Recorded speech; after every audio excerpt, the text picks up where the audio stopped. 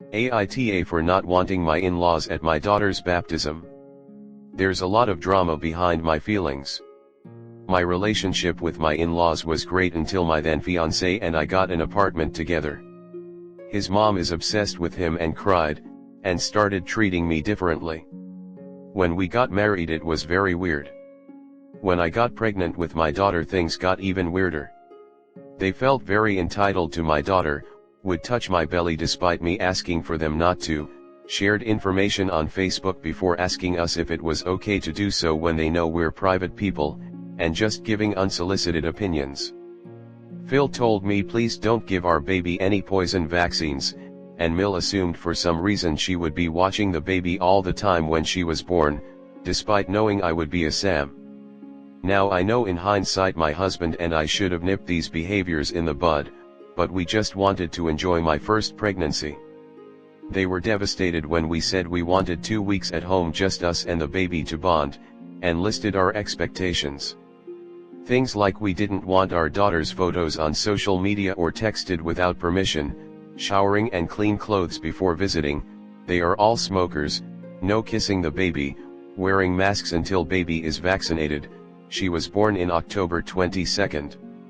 His mom ignored our text, talked crap about us to his grandmother texted us saying we hurt his mom, we're cold and cruel. His mom denies this, but later on used the same language to us. After a traumatic birth and family being sick on both sides, no one met her for about a month.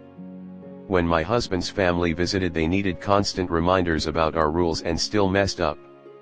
His mom in particular has been awful, posted photos without permission on social media several times including after blocking me, said we had PPA, said our daughter would do the same to us after she's long gone, and other manipulation tactics.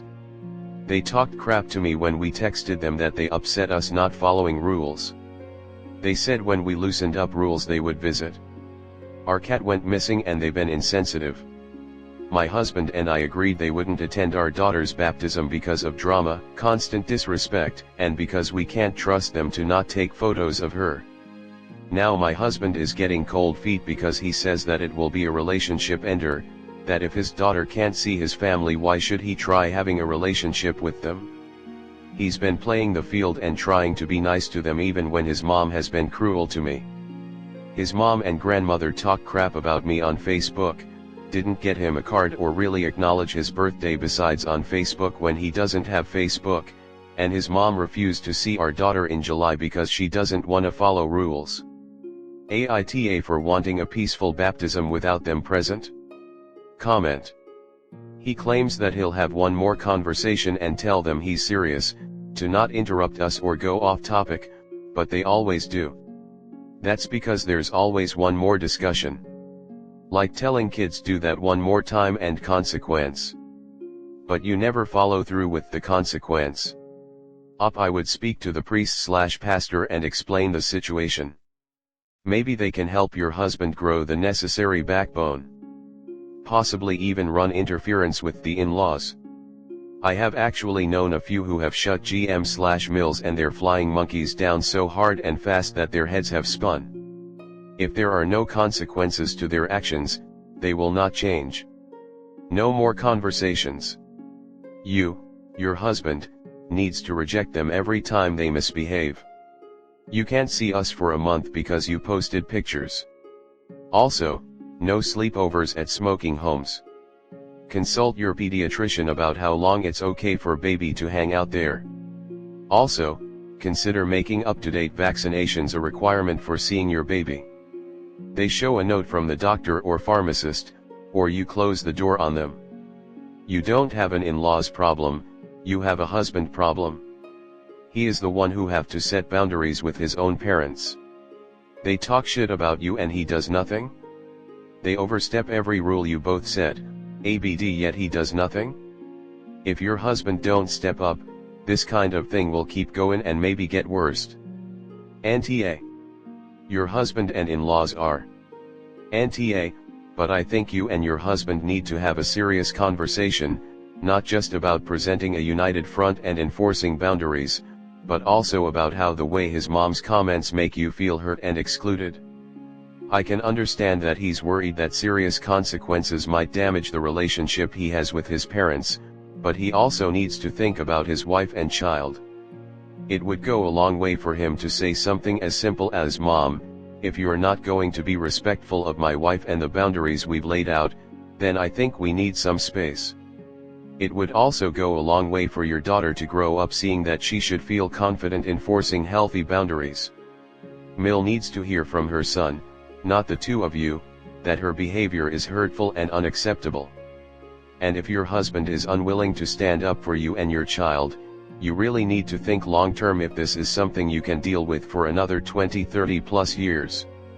Mill isn't going to get kinder and less pushy as time goes on. Next story 2. AITA for lying to my best friend about having guests.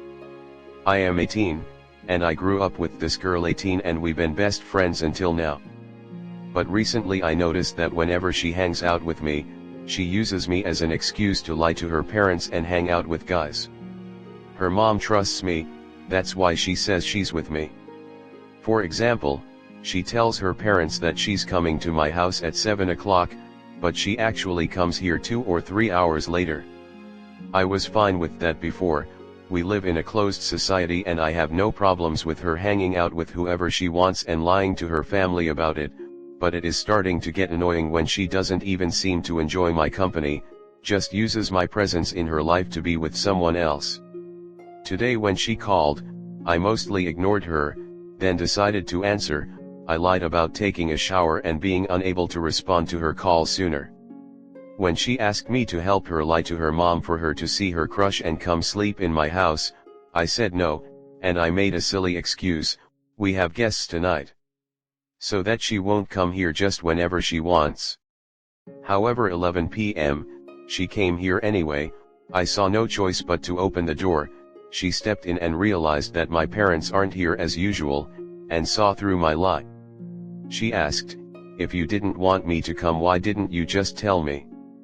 I told her that I needed to study and she was a distraction. I apologized and said I didn't know she really needed my help, and that she could just find anyone else as an excuse to go out. She left the house, saying that she will never see me again, and when I texted her to apologize to her for lying, she blocked me. So, am I the asshole? Comment. Up, you're better off because she's going to end up getting you in trouble with your family eventually when they find out you've been covering for her, which isn't going to win you any points in the future. You're better off not having her toxicity around if she's using people this early on. Please learn this lesson and be more careful in the future about covering for others. Nta, but just be blunt with her. She is only using you because you're her excuse. Tell her you're not comfortable with lying for her anymore and that you don't want to be friends. I'm guessing you're her only good friend, so you're her only excuse. Let her figure it out. What you wanted to do is fine. But, the lie makes YTA. You should never do anything that you don't want to. Your reason is irrelevant because we are all adults and free to make our own decisions. Sometimes other will disagree and criticize, but no matter. Just say no, if that's what you want. The reason is nobody's business. Truth be told, it is most likely that her reaction to being told without an explanation would have been the same as her reaction when she discovered the lie. She was using you, and when it became obvious that you were done allowing that, she dumped you. An explanation almost always leads to a confrontation if the recipient can poke a hole in your line of reasoning. No should always be accompanied with a smile. A frown, aggressive, or overly assertive behavior sets the stage for conflict. A smile disarms and calms. Dr. Phil says that body language is 90% of human communication. Next story 3. AITA for getting a coworker fired. I work in a competitive corporate environment, and the pressure is always high to perform. I've never had any issues with my colleagues, and we've always been able to work together effectively. However, this all changed when a new intern, let's call her Lisa, joined our team. Lisa was incredibly smart and hardworking, and she quickly became one of the top performers on the team. I could tell that some of my co-workers were feeling threatened by her success, and they began to try to sabotage her work or take credit for her accomplishments. It got to the point where Lisa was feeling isolated and undervalued, and she was considering leaving the company altogether. I saw the unfairness of the situation and decided to intervene. I had a private conversation with our manager, expressing my concerns about the treatment of Lisa and how it was affecting her work. The manager listened to my concerns, promised to investigate, and ultimately decided to take action against the perpetrators. As a result of my actions, some of my co-workers were fired, and I was promoted. However, some of my other co-workers are now upset with me, saying that I betrayed our team and cost them their jobs. AITA for taking matters into my own hands and getting my co-workers fired? Comment. This is the essence of management. You took actions that ensured that the business retained a better worker who worked well in teams and fired the ones who would actively sabotage a better performer. In other words, your actions were in the business's best interests. Hence the promotion. It's not like you went to the manager because you had it out for those people. You stood up for a young woman with potential who is just at the beginning of her career. You saw her value as an employee, and you saw her being mistreated. You took it to management and they were the ones who made the decision. You didn't get them fired, they got fired by bullying a literal teenager. Congrats on your promotion and for looking out for this woman. She will remember you forever for this, I promise. As a manager, I can't even begin to express how much we appreciate this. Often, we're not privy to some of the toxic environment co-workers subject each other to because of some code. The investigation very likely uncovered that there was more going on than even you were aware. People don't get fired for simply taking credit for work an intern did, there has to be some violation of law or company policy going on. They got themselves fired for misconduct. If they hadn't been doing that crap they'd still be employed. You didn't force them to sabotage her work. You didn't force them to take undue credit for her work, either. It's funny how when people do shitty stuff and get fired for it, it's always someone else's fault.